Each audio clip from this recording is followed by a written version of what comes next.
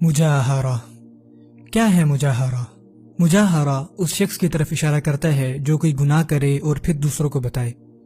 سنا سنایا لگتا ہے نا؟ یہ چیز بہت عام ہے فیس بک اور باقی سوشل نیٹ ورکس پر۔ آپ صلی اللہ علیہ وسلم نے فرمایا، اور یہ حدیث بخاری اور مسلم میں مینشن ہے، ابی ہریرہ رضی اللہ تعالیٰ عنہ روایت کرتے ہیں، کل امتی معافی الا المجاہرین، میری امت میں ہر شخص، ہر مسلمان قیامت کے دن بچ جائے گا سوائے ایک گروپ کے۔ انہوں نے فرمایا وہ جو سریعام اپنے گناہ دوسروں کو بتاتے ہوں گے۔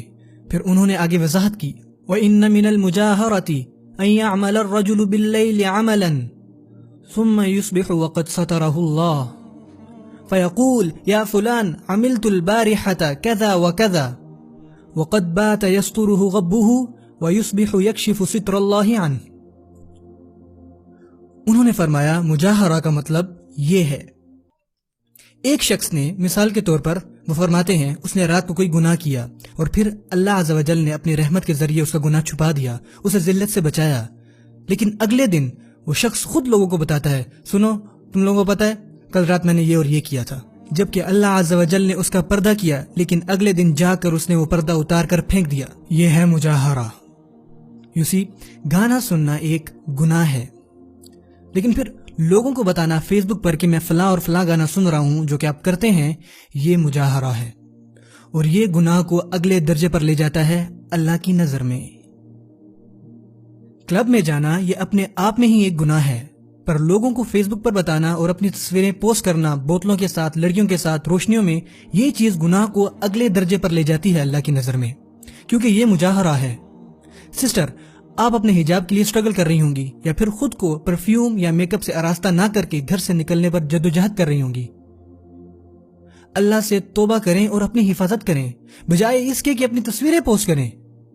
مجاہرہ ایک چھوٹے سے گناہ کو بہت بڑا بنا دیتا ہے، اور مجاہرہ اگر کوئی شخص اس پر جمع رہے تو ممکن ہے کہ وہ کفر میں مبتلا ہو جائے۔ کیوں؟ کیونکہ اصل میں مجاہر کیا کہہ رہا ہوتا ہے؟ وہ بنیادی طور پر یہ کہہ رہا ہوتا ہے کہ اے اللہ، یہ آپ کے احکامات ہیں، میں نے ان کی نافرمانی کی اور مجھے اس کی کوئی پرواہ نہیں، اور میں یہ بات دنیا کو بھی بتاؤں گا کہ میں نے آپ کی نافرمانی کی ہے۔ یہ ہے وہ جو مجاہر کر رہا ہے، اور اسی لیے یہ چیز اتنی خطرناک ہے۔ اگر آپ کسی بھی گناہ میں مبتلا ہیں، چاہے وہ ہے اسموکنگ، شیشہ، music, pornography, women, lack of Islamic dress code, کوئی بھی گناہ جس میں میں اور آپ مبتلا ہیں، جس میں ہم نہ چاہتے ہوئے بھی مبتلا ہیں، well yourselves my brothers and sisters, اور اپنے گناہوں پر روئیں اور ان کو دوسروں کو مت بتائیں۔ امام الحاکم اپنی مستدرک میں روایت کرتے ہیں ابن عمر کی مستند سے کہ رسول اللہ صلی اللہ علیہ وسلم نے فرمایا، دور رہو ایسے غلیظ گناہوں سے جنہیں اللہ نے کرنے سے منع فرمایا ہے، اور جو کوئی ان میں پڑ جاتا ہے اور ایسے گناہ کر بیٹھتا ہے تو اسے کیا کرنا چاہیے؟ اسے خود پہ پردہ ڈالنا چاہیے اللہ کے پردے سے، خود کو ڈھکنا چاہیے اللہ کے ڈھکنے سے، اور چاہیے کہ اپنے خالق سے معافی مانگے، اپنے گناہوں پر روئیں اور لوگوں کو مت بتائیں اس بارے میں۔ آپ اور میں کبھی اپنی تصویر نہیں لیں گے بیت الخلاء میں حاجت کے دوران، کیونکہ یہ غلیظ اور بے حیائی والا کام ہے۔ I swear by اللہ میرے بھائیوں اور بہنوں، اللہ کی نافرمانی کرنا زیادہ فلتھیئر اور زیادہ شیمفل ہے۔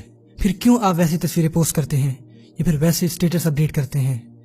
کیا اب ہم اتنے کمزور ہو چکے ہیں کہ ایک پیور چیز کو فلتھی اور فلتھی کو پیور سمجھتے ہیں؟